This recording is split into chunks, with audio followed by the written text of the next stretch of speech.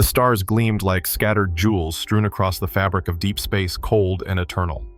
Aboard the human exploration vessel, EOS, silence reigned except for the faint hum of the engines and the soft throb of life support systems.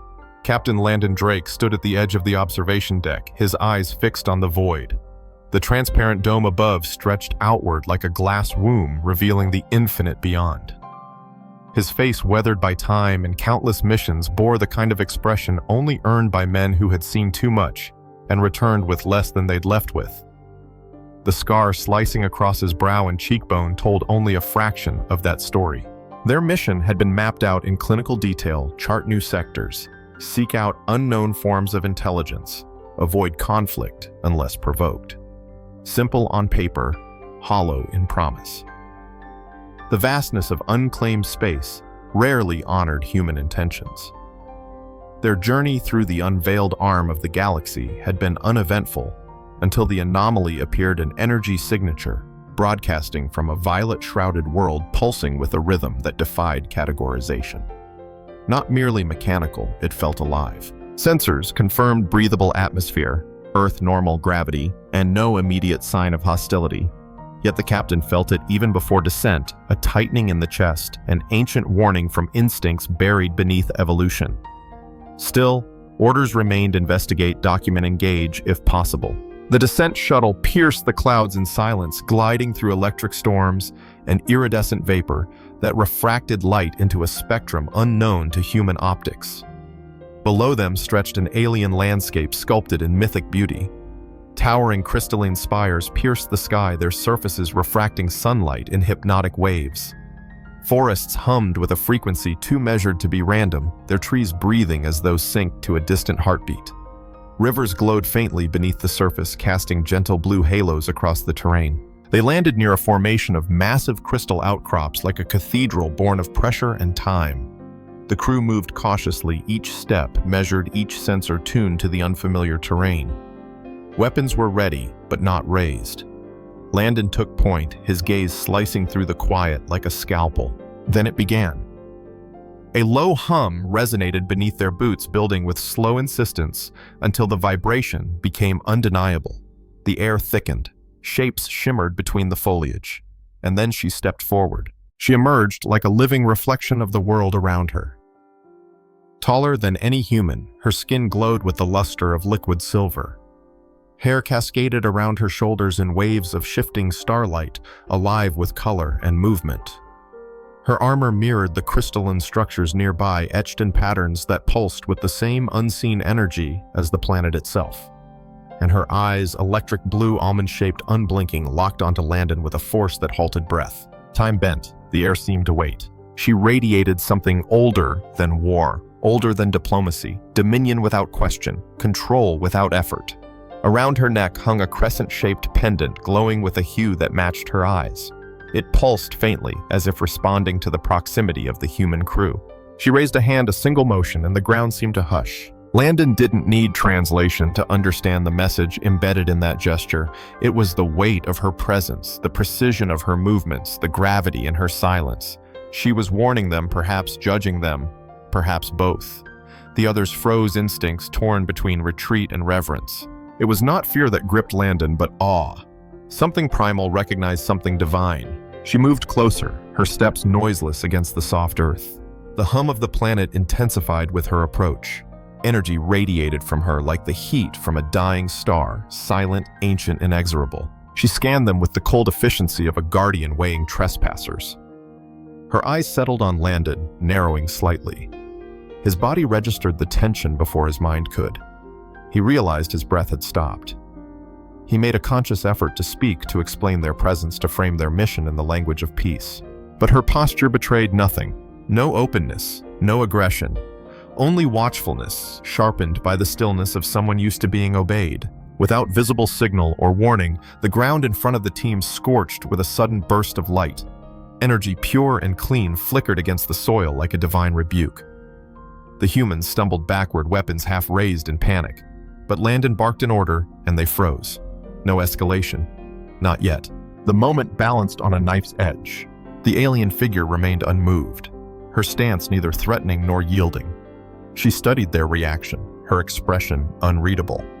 Perhaps she was waiting to see if they would fail the test she hadn't yet defined. Landon stepped forward alone, his voice when he found it was steady.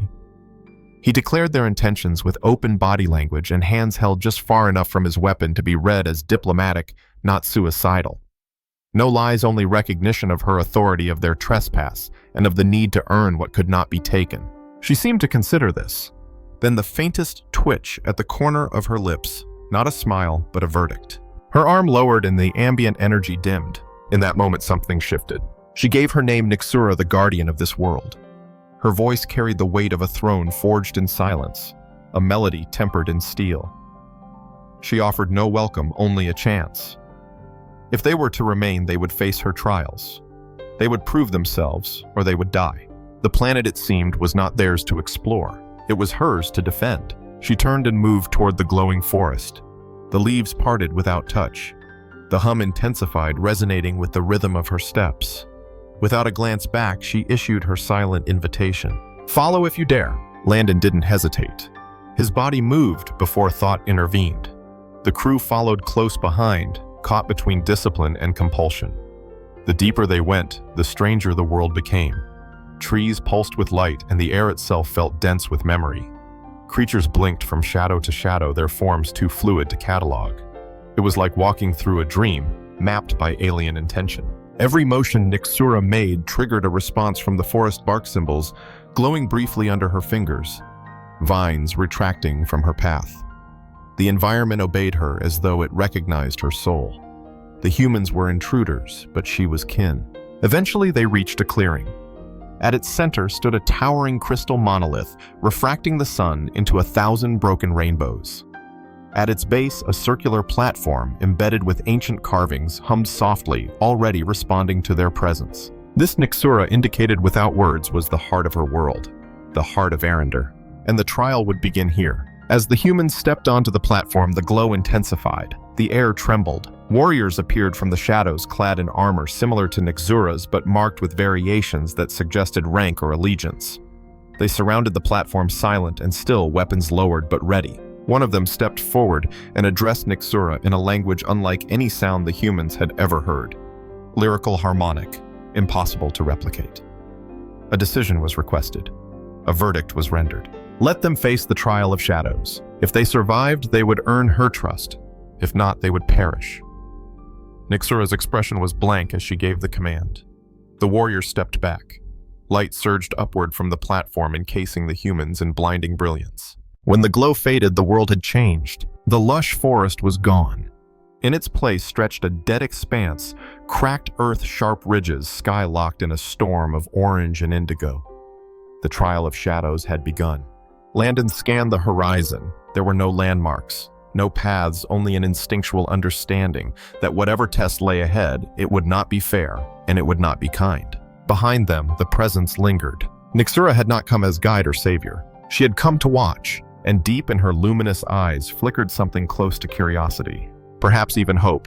The cracked earth beneath their boots crumbled with each step, breaking into fragmented sheets that revealed faint veins of bioluminescent mineral pulsing beneath the surface, like a heartbeat buried deep within the planet.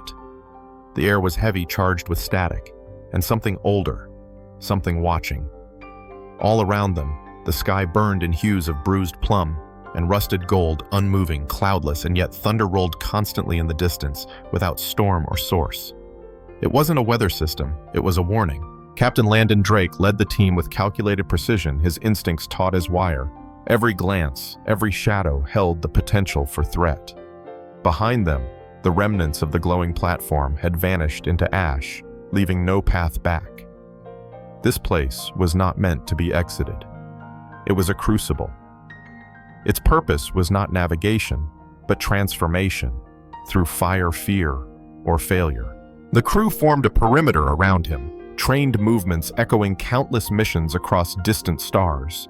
But nothing they'd faced had prepared them for this.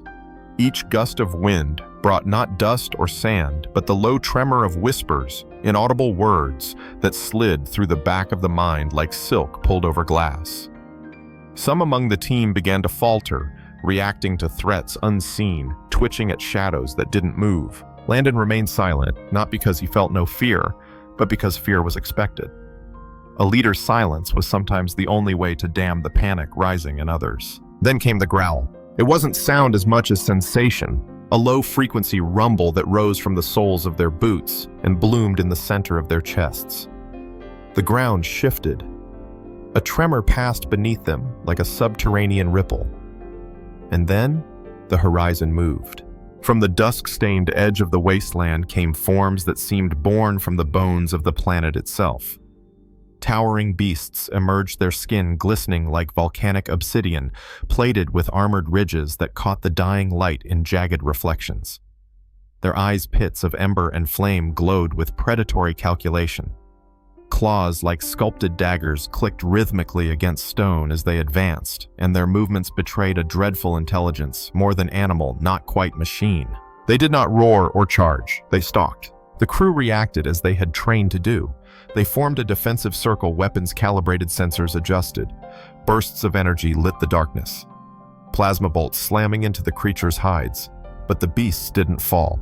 They absorbed the impact, slowed only by the force, but not injured, not discouraged. Landon watched as one of the beasts lunged, a blur of claws and muscle.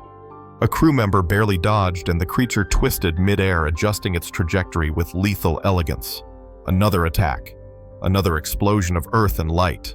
Chaos unfurled like a banner. They fought, each crew member driven by skill and survival. Erin, ever the innovator, used her cybernetic augmentations to increase her speed, evading claws by milliseconds and retaliating with calculated strikes. Sparks and blood lit the battlefield in equal measure. Even so, for every inch they gained, they lost another to exhaustion, to damage, to the relentless press of the alien assault. Then Landon was hit. A swipe too fast to fully avoid tore across his shoulder, ripping through the synthetic weave of his uniform and leaving red streaks that sizzled against the air. Pain bloomed white and hot, but he kept his footing. He couldn't falter. Not yet. The team fell back toward a ridge of blackened stone, jagged and steep. It offered elevation, maybe cover, maybe hope. Landon ordered the retreat with sharp hand signals, his voice a bark behind his teeth. They ran, stumbling, bleeding, half-dragging the wounded. The beasts followed with measured pace, not rushing. They knew their prey was tiring. As they clambered over the rocks, something shifted in the captain's mind. The creatures weren't attacking randomly. They responded to stimuli, sound, heat, light. His eyes scanned the chaos, noting a pattern. The more intense the energy signature of their weapons, the more aggressive the response. He ordered the lights off. The battlefield darkened. Confusion rippled across the team, but compliance was near instant. What remained was the faint blue glow of mineral veins and the hellish gleam of predator eyes. The beasts paused. They sniffed, shifted, hesitated. Their advance slowed, uncertain. Landon's hand found a flare at his belt. He activated it and hurled it far into the wasteland. It exploded in a searing flash, burning like a miniature sun. The beasts reacted instantly. All turned toward the burst and charged. Dust and ash billowed in their wake. The humans, hidden in darkness and silence, were left untouched. Breathing ragged, Landon allowed himself a moment of disbelief.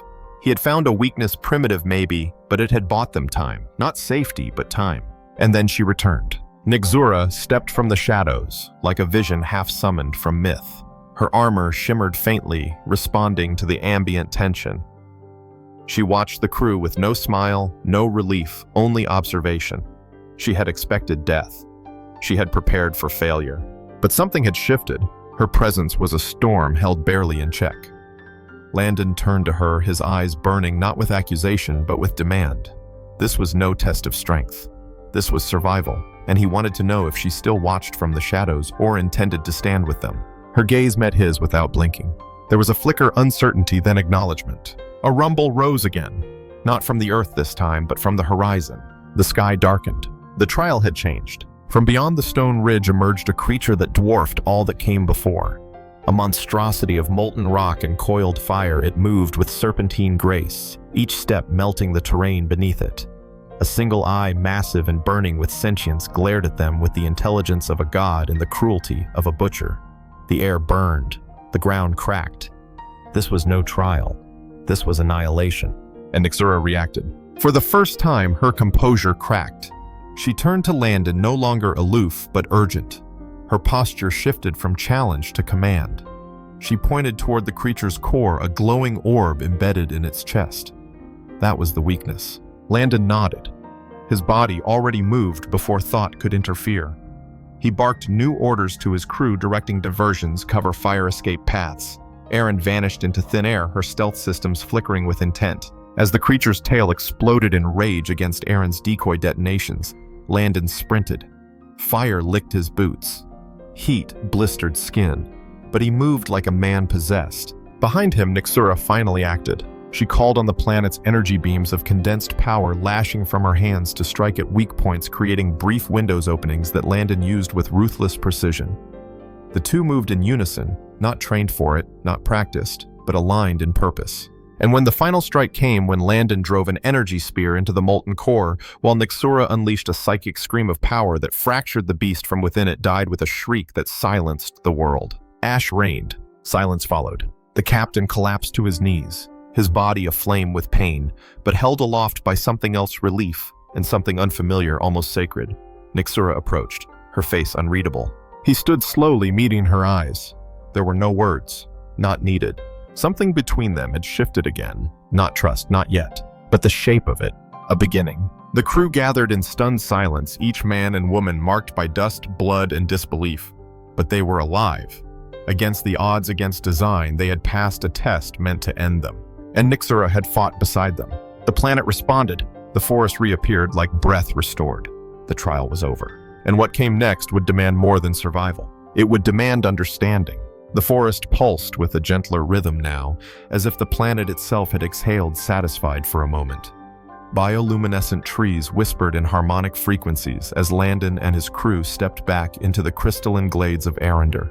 The ground beneath their boots, once scorched and cracked, now shimmered with a delicate lattice of energy, quiet, alive, watching. No announcement came, no ceremony. But they all knew.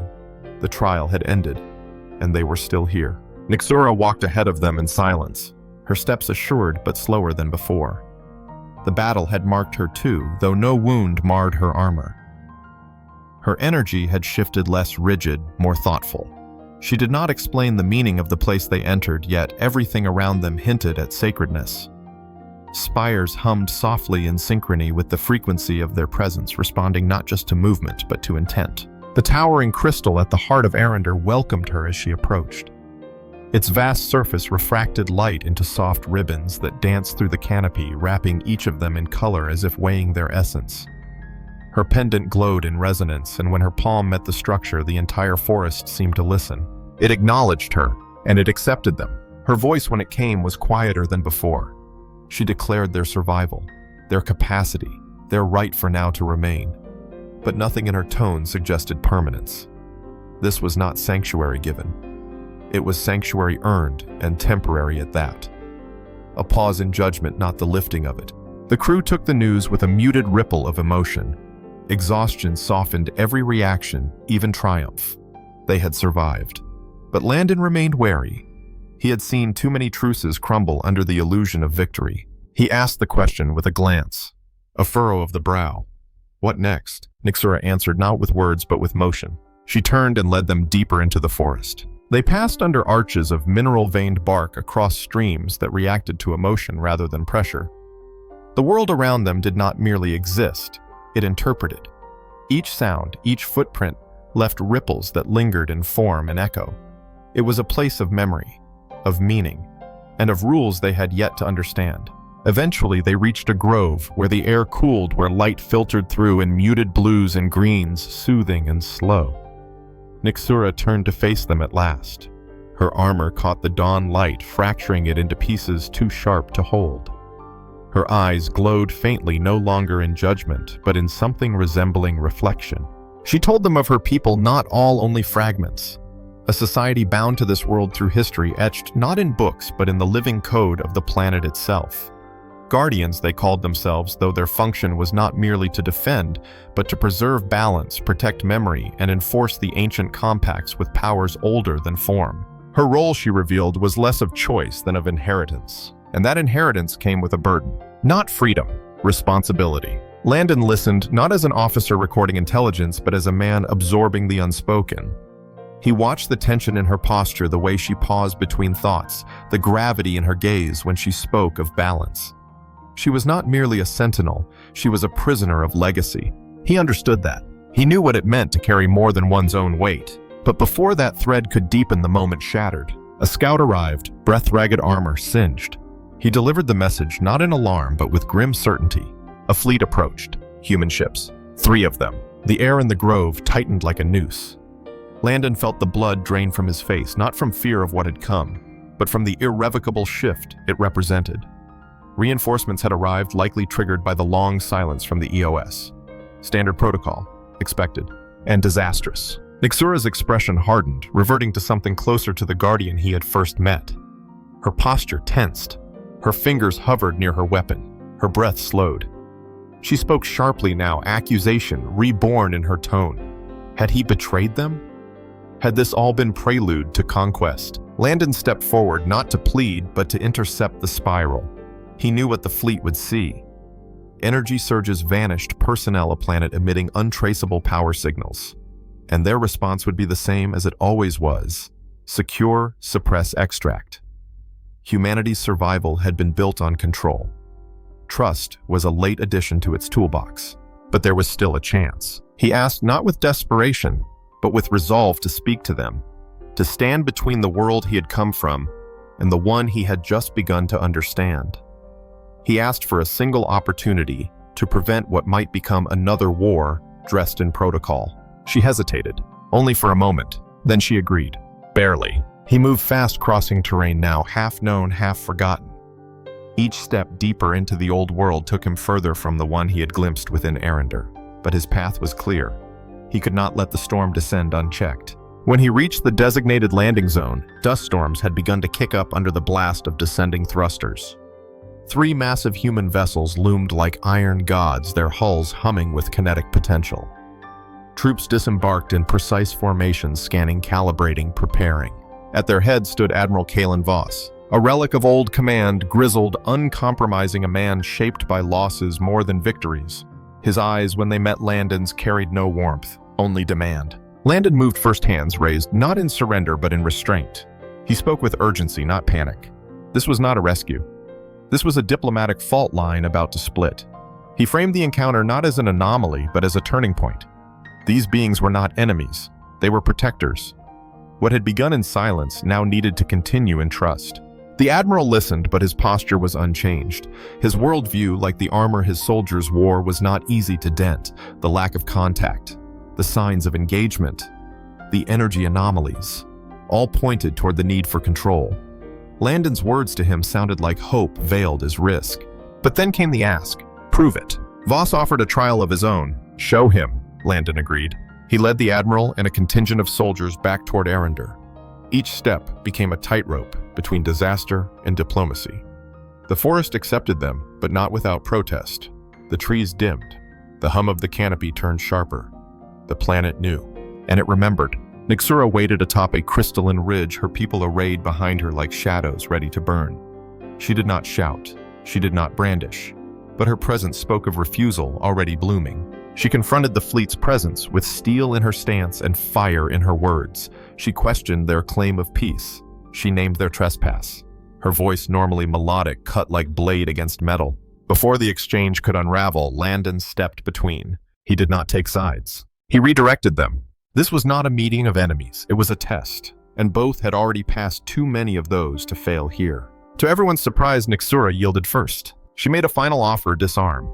Enter unarmed. Walk in peace, not force. It was a demand laced with risk, and yet Voss agreed. The soldiers left their weapons behind, and together they entered the heart of Arendar. The light filtering through the bioluminescent canopy dulled as the human delegation entered Arendar's sacred domain, their footfalls tentative, their shoulders tight with apprehension.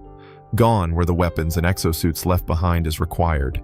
Only uniform presence and discipline remained, fragile armor in a land where the rules of power bent around ancient forces. The air itself responded to the intrusion. The trees vibrated at a lower frequency, no longer singing, but murmuring.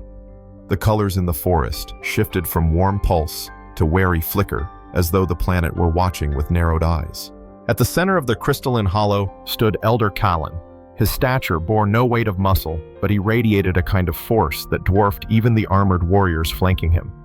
Silver hair flowed like woven energy over his shoulders, and a staff of spiraled crystal pulsed faintly with resonance at his side. He waited in silence until the full company stood before him, their ranks neat, their breathing held. The words he offered were solemn. This gathering, he said, had not occurred in thousands of cycles. Never had humans and Arendorans stood as potential equals within this realm. Never had it been necessary. He did not say this was a privilege. He said it was a moment of reckoning. Landon stepped forward, his posture humble but unbowed. He offered no grand speech, no declaration of peace, only a request that knowledge might be shared, that paths might be crossed without being burned. His voice lacked the tremble of politics. It held only the weight of lived conviction. The elder turned to Nyxura, his expression unreadable. The final judgment was hers. She, after all, had risked the sanctity of the realm. She had brought the outsiders. Nyxura's silence stretched long, and then she spoke. Let it be so. Not with joy, not with trust, but with choice. And that made it real. The elder raised his staff and light poured from its crystal. A single harmonic tone rang out, traveling through tree and stone, calling the forest to bear witness. For the first time in recorded memory, Arendar and humanity entered truce. But even as the terms solidified in ancient ways, more subtle tensions unspooled in quieter spaces. That evening, beneath the glow of twin moons filtered through the crystal canopy, Nyxura stood apart from the revelry, her expression typically honed to steel, softened by shadows and starlight. Landon approached, not with intent, but with instinct. They stood side by side without speaking, watching the mingling of peoples once divided by suspicion. Nyxura acknowledged his presence with a tilt of the head, her gaze distant. He observed the tension still clinging to her shoulders, the rigidity that had not faded despite the ceremonial success. This victory had come at a cost, not in lives, but in certainty. She spoke eventually. Her voice carried something unfamiliar, regret perhaps, or memory. She told him that guardianship was a role without respite, a sacrifice disguised as duty. She had never chosen this mantle. It had chosen her, and in doing so, it had devoured parts of her that once longed for freedom. Landon listened not to respond, but to understand. He offered only the thought that freedom wasn't always the absence of duty. Sometimes it existed inside of it, when duty met purpose, when choice still found breath and responsibility. He wasn't sure if the words landed, but her expression changed. Not softened, but shifted. A scout interrupted the quiet. Smoke, skyburn, engines. Another ship was approaching, human, but not part of the sanctioned fleet. Panic was immediate. The previous agreement had required disarmament. This new vessel had not been briefed. No one knew their intent, only their trajectory straight toward the heart of Arendar. Nyxura moved fast. Her warriors fell into formation, weapons humming. Her posture closed again, layers of trust stripped away in seconds. She turned to Landon with eyes colder than starlight, her voice sharpened back into a weapon. She had warned him. She had predicted this. He tried to explain, but explanations crumbled beneath urgency. The past was a fire rekindling. She gave him one chance. Stop them, or face the consequences. Landon ran. The path to the landing site blurred beneath him, but his thoughts were sharper than ever. The ship was early. Too early, which meant protocol had already been breached. Either Earth Command had grown impatient, or someone had decided the planet was too valuable to risk leaving in alien hands. The vessel touched down just as he arrived, its engines still venting heat. Troops disembarked in rigid clusters, weapons locked in low ready. These weren't diplomats. They were reclaimers, special operations dispatched when control slipped too far. At their head, Commander Greaves, notorious, efficient, a man who saw ambiguity as threat and neutrality as failure. Landon intercepted him before the first perimeter was established. He spoke with urgency, invoking the Admiral's agreement, the active truce, the sacred nature of the ground they stood upon. Greaves listened with half an ear, eyes scanning the forest jaw, already tight with suspicion. The word noncompliance slipped from his mouth like a reflex. Landon knew that tone, knew where it led. He blocked the path. The confrontation did not escalate to violence, but only barely. He managed at last to redirect Greaves with a compromise, a meeting, a chance to speak in front of the council, in front of Nyxura. No weapons, 1 hour. It was a thin line to walk, but it was enough. He led the new soldiers into the forest, their presence like cold iron among silk. Nyxura awaited. Her warriors stood behind her with blades pulsing. The air was war again. But she did not strike. She listened. Greaves stood before her, posture, rigid tone, clinical. He made no attempt to apologize for their presence. He offered only terms: data exchange, mineral rights, non-interference clauses wrapped in layered control mechanisms. The council heard everything. Nyxura stood silent, and then when it was done, she turned away. She did not shout. She did not argue. She simply began to leave. Landon followed. She told him with a voice devoid of emotion that the truce would not survive another fracture. Her people had given too much. The forest was already dimming. The heart of Arender, once pulsing, now whispered warnings only guardians could hear. He stopped her, not with hands, not with words, but with presence, and she turned back. Her eyes met his. There was a pause, and in that pause something lived that no agreement could define. A space between fear and faith. She told him he was the only reason they had not already closed the gates. He nodded. He understood, and he promised her he would not let that trust fall. Dawn filtered through the crystalline canopy in muted threads, the soft glow of morning catching on dew-laced vines and gemstone-veined bark. Yet the tranquility in Arender's forest was only a veneer. Beneath it, something ancient stirred. The great crystal at the heart of the planet, once vibrant with resonance, now pulsed irregularly, its tones fragmented. The harmony of the realm had been disturbed not by the presence of outsiders alone, but by the friction they brought by the velocity of human momentum that had never known how to slow down. Landon stood alone at the edge of a ridge overlooking the sacred clearing. Below, members of both delegations worked in careful parallel. Some collected readings, others exchanged fragments of language, gesture, and ritual. But the weight of it all pressed heavier with each passing hour. The second human vessel had unsettled more than the council. It had rattled the delicate balance of restraint. He had tried to keep them separate, to keep the fire of old command from reaching the dry tinder of ancient memory. But there was no longer a line to draw, only a series of trembling intersections. Nyxura had withdrawn, not out of anger, but necessity. The heart of Arender required her attention now, not as diplomat or warrior, but as anchor. She had spoken little since the confrontation with Commander Greaves. Her silence, Landon knew, was not surrender, but calculation. She had seen centuries of broken treaties written in blood. She did not need words to foresee betrayal. The tremors began shortly after. At first faint, barely perceptible quakes dismissed by the humans as tectonic murmurs. But the Guardians felt the truth. Something below the surface had awakened, not summoned, but triggered. Arender had been observing. Now it was responding. Nyxura returned to the clearing with haste. Her armor bore new lines of light, reactive etchings that marked elevation in status or burden. She met Landon's gaze and gave him the truth he had feared. The planet itself had begun to shift into defensive state. It had sensed the conflict brewing beneath diplomacy. It had remembered past invasions, past desecrations, and it had chosen not to wait. She had tried to convince it otherwise. She had tried to delay the reckoning. It would not listen. The humans had hours, maybe less, before Arender acted, and when it did, it would not be targeted. It would be absolute. Landon moved quickly, calling the core members of both human delegations together. He laid the truth bare. This was not politics anymore. This was planetary immune response. They had triggered a living system's defense protocol, and there would be no parley with instinct. Either they left voluntarily and immediately, or stayed and risked annihilation. Commander Greaves pushed back predictably. His arguments leaned on the same scaffolding of logic and entitlement. Strategic value, investment, risk tolerance. But even he recognized the shift in Landon's tone. This wasn't fear. This was inevitability. Yet still, Greaves did not relent. He proposed a fallback plan, partial withdrawal observation post, contingency defense. Arender would not attack unless provoked, he insisted. But he didn't understand. Arender had already been provoked. Nyxura returned to Landon as the light dimmed into twilight. Her eyes no longer glowed, they burned. The planetary core had begun recalibration. Deep beneath the surface, crystalline matrices were charging. Environmental shifts were accelerating. Soon the bioluminescent systems that controlled the balance of life would invert, flooding the atmosphere with corrosive light, not nurturing it.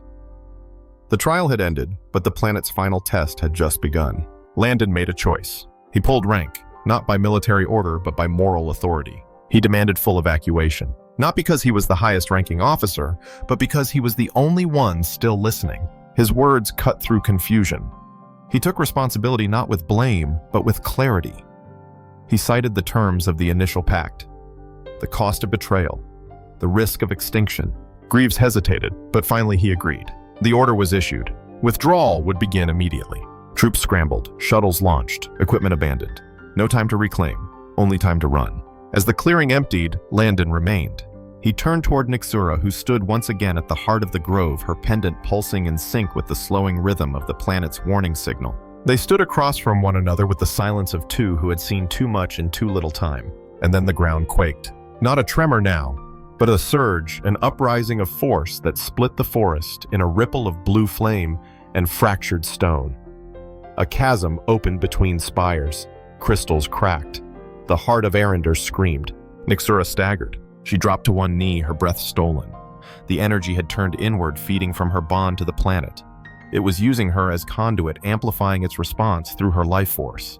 She had become more than guardian. She had become catalyst. Landon moved instinctively. He crossed to her side not to protect, but to support. He steadied her body even as energy pulsed violently through her frame. She tried to speak, but the words dissolved into light. The heart of Arender began to collapse, but not destructively. It was recoding itself, sealing access, severing connections. In an instant, Landon understood. The truce had failed not because of action, but because of precedent. The planet had judged humanity unready, not unworthy. The door was not being slammed shut in hatred, but locked in caution, to protect itself, to protect her. Nyxura looked up at him one final time, the glow in her eyes fading into silver quiet. She reached out not for help, but for contact. And this time, when their hands touched the planet, did not recoil.